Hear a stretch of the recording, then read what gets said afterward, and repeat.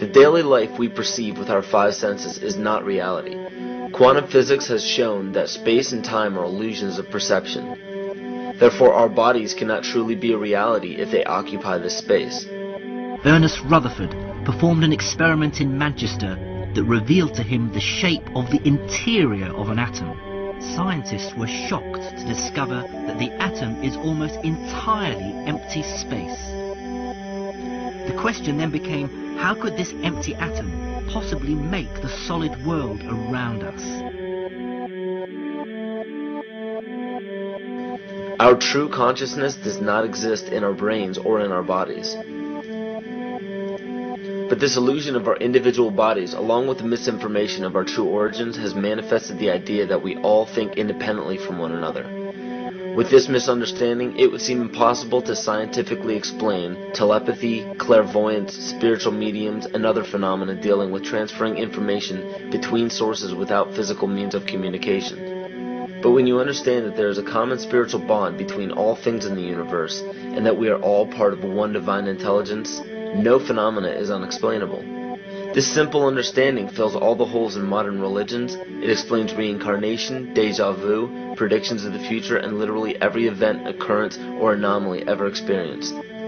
The blank matter within the most basic building blocks of perceivable existence is malleable and molded by intent. This means that consciousness shapes our reality.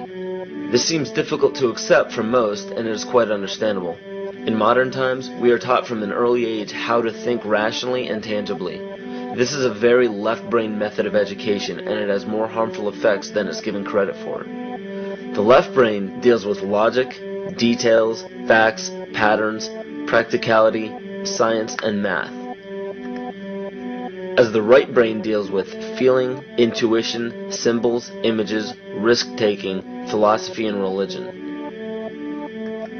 With a deliberate push for government-controlled educational curriculums, generation after generation of the youth are being taught to focus only on the facts, figures, and numbers. Repetition is used to train children subconsciously to accept what they're learning. Children aren't rewarded for questioning the validity of the information they receive. They are ridiculed. However, the children who blindly accept the information as true and merely regurgitate the information on command when it is time to take a test, those children go on to become the decision makers in our government, law, medicine, business, and every other occupation with power and prestige. The most detrimental effect of being pushed away from holistic thinking with the full brain into a strictly left brain thought is what is known as the suppression of the feminine. Every male and female have both feminine and masculine qualities. It has nothing to do with man or woman. These are represented by the left and right brain, yin and yang, black and white, light and dark, and most every other duality. Both are vital to our spiritual and physical health. In ancient Egypt, the female was the rightful heir to the throne. The male she chose to marry became pharaoh. This depicted the goddess tradition that has been destroyed to make way for a patriarchal, male-dominated society we see enforced in every major denomination. In suppressing the feminine of every society and pushing the people to strictly left-brain thinking, the natural ability for humanity to feel earthly, cosmic, and personal energy became lost. Traditions that were passed on through shamans, witch doctors, magicians, psychics, and seers of all kind became outlawed and ridiculed and given a stigma of something out of a Hollywood movie. Every religion explains that we are children of God and have godliness inside of us. If you erase the anthropomorphized God and understand that God is nothing more than the spiritual web that connects all things, all religious scriptures begin to make much more sense. Our bodies are merely vessels to contain our spirit, to gather experience for the divine mind. This is how evolution is possible. It is scientifically proven that all species are evolving into more complex beings. Innate knowledge or racial memory within all species is the understanding of newborns of all kinds to automatically know specific details and traits that the mother does not have to teach them. Therefore, innate knowledge helps every species naturally evolve towards more complex organisms. Lyle Watson claims that it was a Japanese scientist who observed the 100th monkey effect in 1952. In this observation, he discovered that a certain portion or percentage of monkeys learned or developed a new trait. The knowledge became an innate ability in that species. This is further testimony to a collective consciousness among species.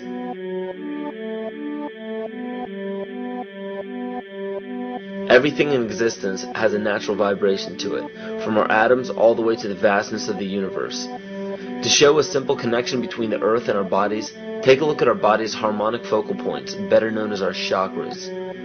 Just as there are harmonic focal points on the guitar string, there are locations within our body where our vibrations culminate. In Eastern philosophies, these 7 chakras are used to bring health and balance to the physical and spiritual body. Our Earth also has 7 chakra points at equally distant locations from one another. There is 1 chakra point on each continent. The root chakra is in Mount Shasta, California.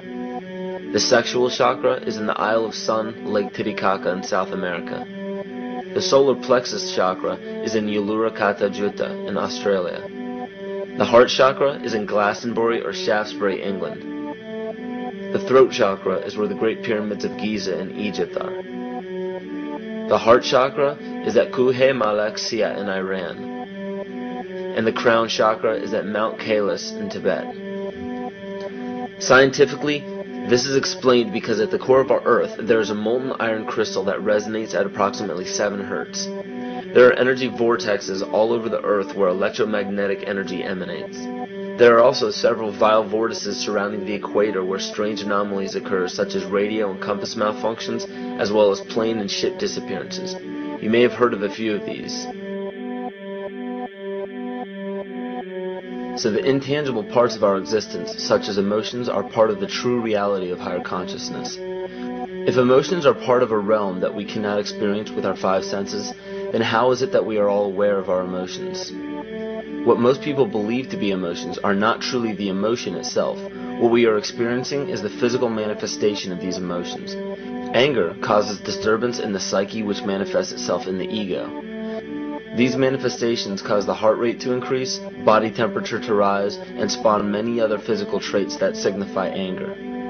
Just as music from the radio is a physical manifestation of an intangible signal, our experience of emotion is the physical manifestation of an intangible signal as well. It has been shown that our emotions have a vibratory frequency to them. Furthermore, there are only 2 emotions that humankind experiences: fear and love. All other emotions branch either directly or indirectly from these 2 emotions. Fear has a long and slow frequency vibration to it, while love has a very rapid and high frequency. To show that vibration is the very foundation of existence, Hans Jenne developed what is known as cymatics in the 1940s to show that when vibrations of sound are passed through a form of media, there is a set pattern that will follow.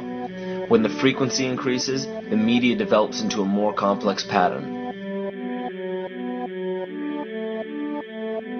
This is precisely what is happening to our Earth and to humanity.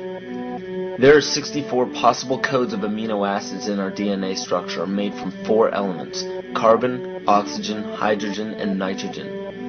By any means of logic, we should have all 64 codes activated within our DNA structure. Yet we presently only have 20 active codes.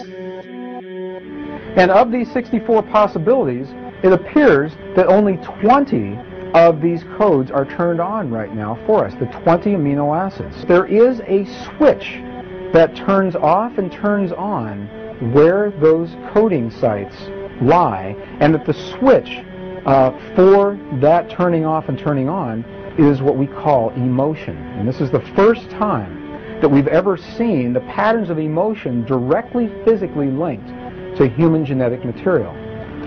Well, fear is a long, slow wave of emotion. So this wave of fear is a long, slow wave and touches relatively few sites on this DNA.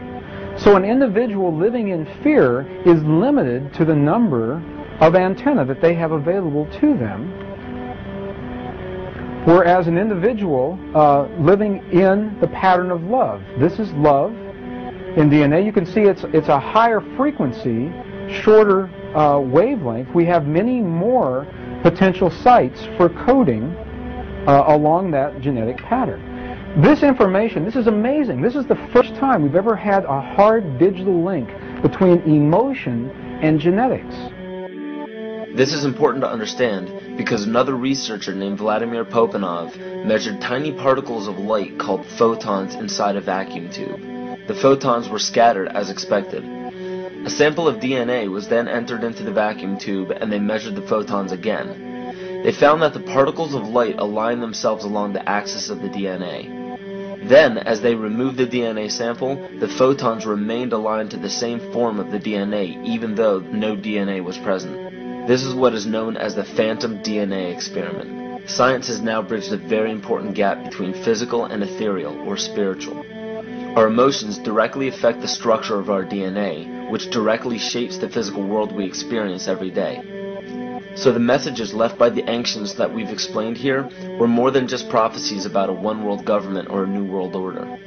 We now understand why the study of the heavenly bodies were so important. The rotation and orbit of all that makes up our universe serves as a clock to map changes and transitions.